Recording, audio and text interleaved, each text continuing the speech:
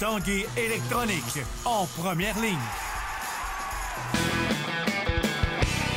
On parle de capitale au stade municipal. Pour les fans du junior, on parle des remparts. On manque pas une victoire du rouge et or. À l'esprit sportif, on aime le sport. Salut et bienvenue à l'Esprit sportif. Aujourd'hui à l'émission, l'équipe du Rouge et Or basketball masculine, mais tout d'abord un peu de hockey midget 3A. Les commandeurs de Lévis recevaient hier soir le Blizzard du séminaire Saint-François à Lévis pour un match hors concours. Et pour nous parler de la composition de l'équipe de commandeurs pour la prochaine saison, j'ai rencontré le directeur général et entraîneur en chef, Adam Thériault.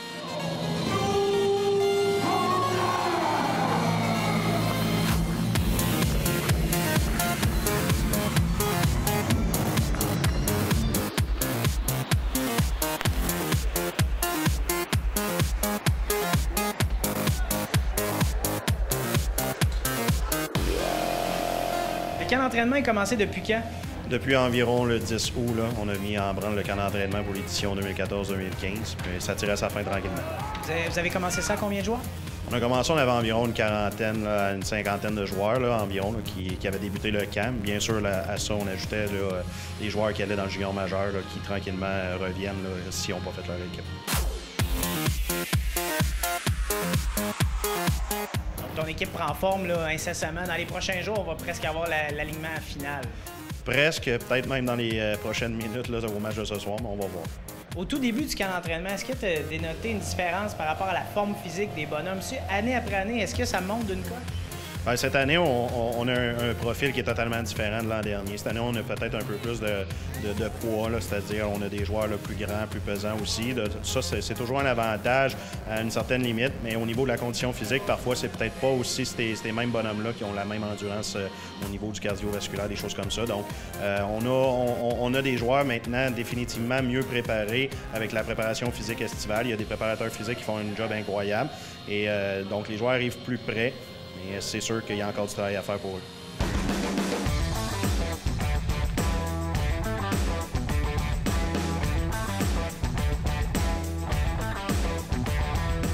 Avant de parler de ta saison 2014, revenons un petit peu sur la saison dernière. Comment ça s'est porté pour les commandeurs? On a eu une très belle saison. On a été finaliste d'abord au Challenge Midget 3 qui avait lieu à l'ancienne Lorette. On s'est incliné en finale contre Trois-Rivières. On a été par la suite à la toute fin de la saison champion de la saison régulière, champion de division également. Puis malgré une petite embûche en séries éliminatoires, les joueurs se sont bien relevés et on a réussi à aller remporter le championnat provincial là, qui est la Coupe Dodge qui avait lieu à Rivière-du-Loup pour le Midget 3. Donc ça a été une belle saison dans l'ensemble. Pour les amateurs de bon hockey, ceux qui vont vous suivre dans les prochaines semaines, les prochains mois, on va tout de suite parler de tes têtes d'affiche cette année, les joueurs qui sont à surveiller. Oui, bien, on a misé là, présentement sur 5 joueurs de 17 ans. C'est sûr qu'on dans le filet, on a Anthony Dumont-Bouchard qui est de retour, qui appartient au Voltigeurs de Drummondville. On a aussi à la défense Alex Breton, qui est un choix des Tigres de Victoriaville. À l'avant, on a fait l'acquisition cet été d'Emmanuel Côté, qui avait évolué pour les Estacades de Trois-Rivières l'an dernier, qui s'est joint à notre équipe cette année. Donc, Emmanuel appartient à l'Armada Blainville-Boisbriand. On a Mathieu Nadeau qui appartient au Tigre de Victoriaville.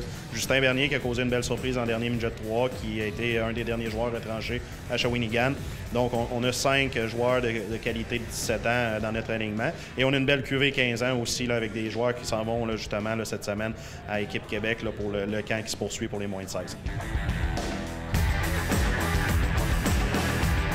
Quels sont les objectifs pour les commandeurs cette saison? Ça va être de performer à chacun de nos matchs le mieux possible. En termes de classement, je pense que c'était un peu trop tôt aussi pour se fixer un objectif à ce niveau-là. L'an dernier, on pensait d'être environ 6e, 5e. Finalement, on a terminé premier en saison régulière. Donc, tu sais, je veux dire, on va attendre d'avoir fait un tour dans la Ligue, voir un peu à quoi les autres formations peuvent ressembler. Mais c'est une Ligue qui a une très bonne parité, la Ligue Midget 3. Puis on le voit d'année en année, entre, exemple, la 4e place et la 12e place. Des fois, c'est une question de 2-3 points seulement. Donc, c'est ce qui est le fun et ça met un beau défi pour les entraîneurs et pour les joueurs. Est-ce que le séminaire Saint-François que vous allez affronter ce soir, est-ce qu'il y a encore une rivalité avec ces gars-là étant une des seules équipes locales dans le coin de Québec? Ouais, faudrait leur demander à eux. Je veux dire, en ce qui nous concerne, c'est une équipe comme une autre. C'est sûr que pour les joueurs, peut-être qui se connaissent bien, là, je veux dire, les joueurs se connaissent bien dans la Ligue, mais davantage aussi quand une équipe est dans la même région, si on peut le dire, juste de l'autre côté du fleuve. Mais pour nous autres, les entraîneurs, c'est une équipe comme une autre. Mais d'après moi, eux autres, peut-être qu'ils voient ça d'un autre œil. Puis c'est bien correct aussi. Qu'est-ce qui s'en vient dans le calendrier pour les commandeurs prochainement? On termine notre calendrier pré-saison vendredi. Donc, on a le match vendredi contre Jonquière. Puis ensuite, la saison commence le 5 septembre pour se finir, dans notre cas, là, dans le bout du 7 février. Bonne saison. Merci. Après la pause à l'Esprit sportif, l'équipe de basketball masculin du Rouge et Or de l'Université Laval. On vient dans 3 minutes 30.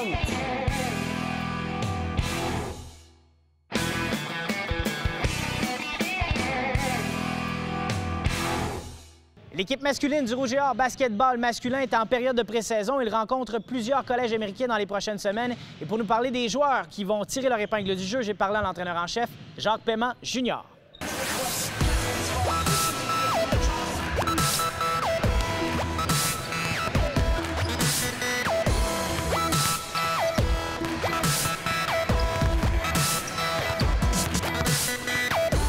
Avant de parler de cette nouvelle saison qui débute très bientôt, parlons quelque peu de votre dernière saison. Comment ça s'est porté pour le Rouge et Or? Je dirais que les 2 dernières saisons ont été des saisons un petit peu de reconstruction. Il y a 2 ans, on a eu un groupe de vétérans qui ont terminé, qui sont partis tous en même temps. On a eu 5 vétérans qui avaient été avec nous pendant 5 ans qui sont partis. Donc, les 2 dernières années, on a recommencé un petit peu avec beaucoup de nouvelles recrues, beaucoup de nouveaux joueurs qui sont maintenant rendus nos vétérans. Donc, ça a été un petit peu plus difficile en termes de résultats. Par contre, je pense qu'on a bâti quelque chose de solide. Je pense qu'on va en récolter les fruits là, à partir de cette saison. Parlons tout de suite de nos têtes d'affiche, si on veut, cette année pour le Rouge et Or basketball masculin. Quels joueurs seront à surveiller? Bien, comme je mentionnais tantôt, on a un très bon groupe de vétérans qui arrivent à maturité. Des joueurs qui sont en 3e, 4e année cette année.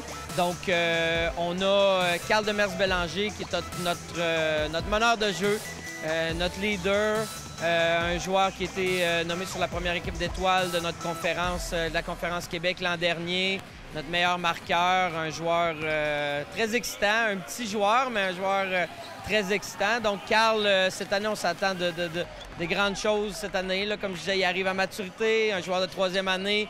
Il commence à être un peu plus à l'aise dans notre système, à l'aise avec l'équipe. Donc, Carl va être définitivement un de nos gros joueurs cette année.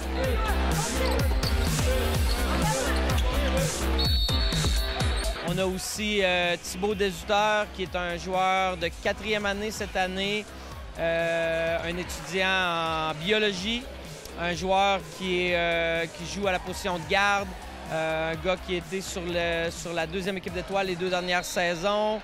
Encore une fois, un joueur excitant, un joueur qui marque beaucoup de points, qui joue rapidement. Donc, un joueur très athlétique.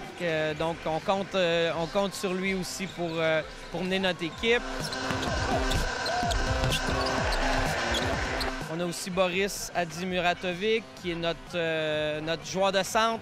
Un grand gaillard de 6 pieds 9, 260-70 livres. Un joueur qui brasse un petit peu plus à l'intérieur. Un joueur qui commence sa 4e année en actuariat. Un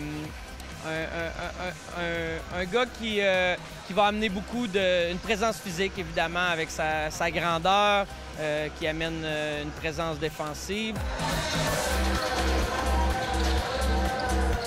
Un joueur de 5e année qui est notre capitaine, Hugh Ryan, qui a été avec nous là, depuis 5 ans. Lui a été avec le groupe de vétérans qui a quitté. C'est un de nos seuls qui reste, qui amène beaucoup de leadership, qui amène une stabilité autant en attaque qu'en défensive.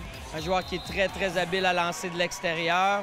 Je pense que ça va être un beau mélange de vétérans, de recrues, de nouvelle énergie. Alexandre Leclerc, qui nous arrive du cégep de Sainte-Foy, qui a été un des meilleurs joueurs de la Ligue collégiale 3A les 2 dernières années, qui a été nommé sur l'équipe canadienne au niveau collégial l'an dernier.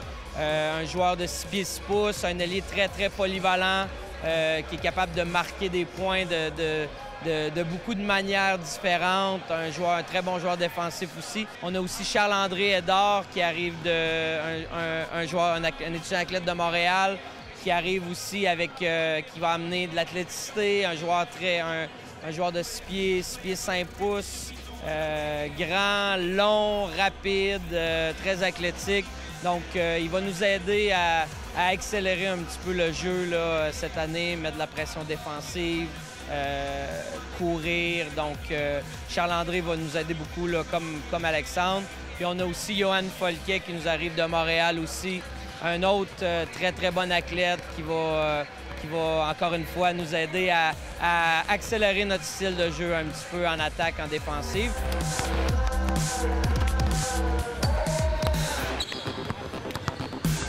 On va revenir à la base. On va faire ça un bon 3 semaines. Ensuite, on va commencer un bloc d'environ 5 semaines de matchs hors concours, des matchs pré-saison. On va jouer contre 2 équipes collégiales, puis on va jouer un 10 matchs contre des équipes universitaires d'autres provinces. Alors, je pense qu'on a beaucoup de talent. Sur papier, je pense qu'on peut rivaliser avec l'Université McGill, qui était l'équipe championne les 2 dernières années. Je pense que sur papier, on peut rivaliser au niveau du talent, au niveau comme je disais, de la profondeur, au niveau athlétique. Il s'agit maintenant de tout mettre ça en place. Puis je pense qu'on peut espérer rivaliser avec cette équipe-là. Mais on veut continuer à bâtir quand même sur... on a encore le même noyau de joueurs pour un 2-3 ans. Donc, on va continuer à travailler. Mais je pense qu'on serait définitivement déçus si on n'améliorait pas notre performance des dernières années. On vous souhaite un bon camp d'entraînement, un bon début de saison. Merci beaucoup.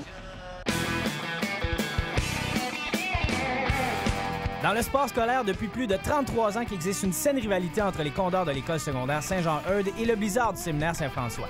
Les 2 équipes de football juvénile 3A vont croiser le fer en fin de semaine et pour la toute première fois, il y aura un trophée à l'enjeu. La Coupe Prémont-Boulay sera remise à l'équipe qui remportera l'affrontement annuel, maintenant rebaptisé le Rivalis. C'est quelque chose qui va être le fun aussi dans les subséquentes. On va continuer à perpétuer la tradition. Puis en l'honneur aussi du Père Boulay puis de M. Prémont, 2 bâtisseurs de nos organisations respectives qui ont fait grandir le football dans la région de Québec. Pour savoir qui soulèvera la Coupe Prémont-Boulay pour la première fois, rendez-vous au terrain de football du séminaire Saint-François, samedi, 13h. Et c'est déjà tout pour l'Esprit sportif. Ici Jonathan Fournier. On se dit à demain. Ciao!